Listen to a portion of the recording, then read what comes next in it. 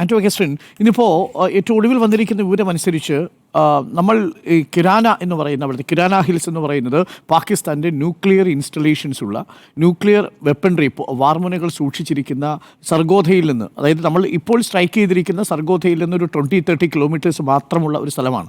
പക്ഷേ അത് air defence ഇന്നിപ്പോൾ അത് എയർ മാർഷൽ നിഷേധിക്കുന്നുണ്ട്.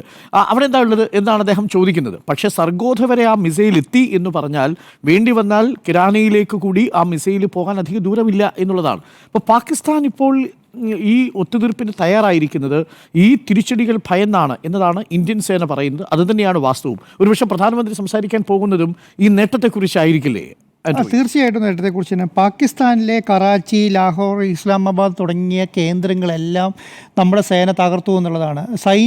കറാച്ചിയിലെ സൈനിക താവളം തകർത്തു എന്നാണ് പറഞ്ഞത്. ആക്രമണം നടത്തിയെന്ന് പറയുന്നത്. അപ്പം ആക്രമണം നടത്തുക എന്ന് പറഞ്ഞാൽ തകർക്കുക എന്നുള്ളതാണ്. കാരണം നമ്മുടെ സൈനിക താവളത്തിലേക്കോ അല്ലെങ്കിൽ സംവിധാനത്തിലേക്കോ വരുന്ന സംവിധാനങ്ങളെ ചെറുത്ത് തീർക്കാൻ വേണ്ടി ഇന്ത്യൻ സേനയ്ക്ക് കഴിഞ്ഞെന്നുള്ളതാണ്. മിസൈലുകളെ തകർത്തു, ഡ്രോണുകളെ തകർത്തു, എല്ലാവിധ സംവിധാനങ്ങളെയും തകർത്തു. പാകിസ്ഥാനെ സംബന്ധിച്ചിടത്തോളം എന്താണ്, അവരുടെ അങ്ങനെയുള്ള അവരെ അത് തകർക്കാനുള്ള അല്ലെങ്കിൽ ഈ പറഞ്ഞ മിസൈലുകളെ തടുക്കാനുള്ള സംവിധാനങ്ങളെ ആദ്യം തകർക്കുകയും അതിനുശേഷം ഈ പറഞ്ഞ കറാച്ചിയിലും ഇസ്ലാമാബാദിലും പിന്നെ അതുപോലെ ലാഹോറിലുമുള്ള സൈനിക താവളങ്ങളും വിമാനത്താവളങ്ങളും തകർക്കാൻ ഇന്ത്യക്ക് കഴിഞ്ഞു എന്നുള്ളതാണ്. അപ്പോൾ ഇന്നത്തെ വിഷ്വൽ കണ്ടില്ലേ? ഇന്നത്തെ വിഷ്വൽ എന്ന് പറയുന്നത് അവരുടെ വിമാനത്താവളത്തിൽ വലിയ ഗർത്തങ്ങളാണ് രൂപപ്പെടുത്തിയിരിക്കുന്നത്. വലിയ ഗർത്തങ്ങളുടെ ഫോട്ടോയാണ് എയർ മാർഷൽ നമ്മൾ കാണിച്ചു തരുന്നത്. അപ്പം ശക്തമായ രീതിയിൽ അപ്പം എന്തുകൊണ്ടാണ് പാകിസ്ഥാൻ ഇത്രയും പെട്ടെന്ന് യുദ്ധം അല്ലെങ്കിൽ ആക്രമണം നിർത്തണം എന്ന് പറഞ്ഞ് അമേരിക്കയുടെ കാല് പിടിക്കാൻ പോയി എന്നുള്ളതിൻ്റെ ഏറ്റവും വലിയ തെളിവാണ് ഇന്നത്തെ ഈ പറയുന്ന പത്രസമ്മേളനം, DGMOമാരുടെ പത്രസമ്മേളനം കൊണ്ട് നമ്മൾ കാണുന്നത്.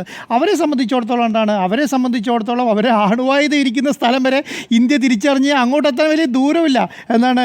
പിന്നെ ഇസ്ലാമാബാദിൽ 15 കിലോമീറ്റർ അടുത്ത് വരെ എത്തി. അവരുടെ ആസ്ഥാനത്തിൻ്റെ 15 കിലോമീറ്റർ അടുത്ത് വരെ ഇന്ത്യൻ സൈന്യം എത്തിയെന്നുള്ളതാണ്. അപ്പം ശക്തമായൊരു തിരിച്ചടിയാണ് ശരിക്കും പാകിസ്ഥാന് കിട്ടിയെന്നുള്ളതാണ്. അപ്പോൾ ഇങ്ങനെ നോക്കുമ്പോൾ എന്താണ് നമ്മൾ ഫ്രാങ്കായിട്ട് നമ്മുടെ സൈന്യത്തിൻ്റെ ഒരു നീക്കം എന്ന് പറയുന്നത് വായു വ്യോമ വിഭാഗങ്ങൾ ഒന്നിച്ചുള്ള നീക്കമായിരുന്നല്ലോ. അതൊന്നും താങ്ങാനുള്ള ശേഷി സത്യം പറഞ്ഞാൽ ഈ പറഞ്ഞ പാകിസ്ഥാൻ ഇല്ല എന്നുള്ളതാണ്. നമ്മുടെ നാവികപ്പട കറാച്ചിയിലേക്ക് നീങ്ങുന്നുണ്ടെന്നൊക്കെ ഇവർക്ക് വിവരം കിട്ടുമല്ലോ.